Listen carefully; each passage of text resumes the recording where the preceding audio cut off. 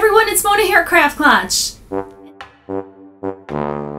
Today is Friday, that means it's another Coaster Friday, and today's coasters are all about bacon, bacon, bacon. For today's coasters, we have a very bacon-y theme going on.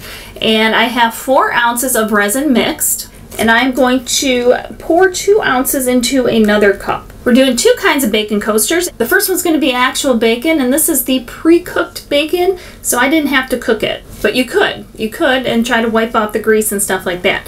So for this one, we're going to just pour a layer of resin down in here.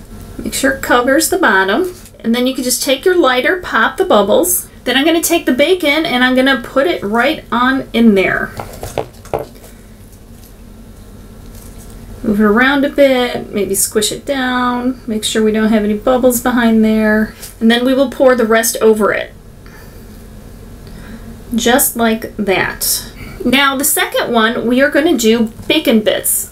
And I bought these at the dollar store. These are the hard dried little bacon bits. So I'm going to throw a bunch in there. Stir it and make sure it all gets covered because we don't want any uncovered bacon bits in our coaster. Once you have it all stirred and covered, you want to pour it in here. And remember, both of these coasters are actually natural materials. The bacon is obviously a natural fibrous material, so you're going to get a lot of bubbles. So just anticipate that as you're going into it. And you're going to want to come back quite a few times just to pop those bubbles because you know they're going to rise to the top and need to be popped, otherwise you'll have a very bubbly coaster. We're going to let these sit a minimum of 12 hours, then we will come back and unmold them.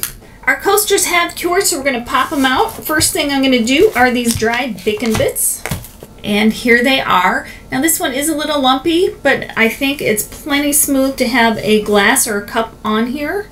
And here's the back side, which is completely smooth. You could always put another coat on here to have it completely level. But if you want a little texture, this will definitely do it for you. And there it is, it's sitting completely stable. So that's the bacon bits. Now let's take out the other bacon one. Now, I am noticing something on here. I don't know if you can see it, but there's a bit of a grease layer on top. It's like it forced all the grease out of the bacon and onto the top. So I'm just taking a little rubbing alcohol. I don't think this is going to work. Yeah, definitely not going to work. It has some divots there, so maybe if I kept working it a little bit and then put another layer on, it would be okay.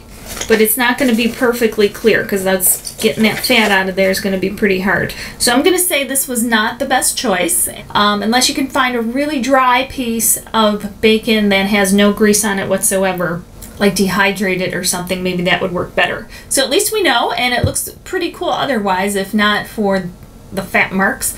And this one does too. If you have any thoughts, be sure to leave them in the comments below.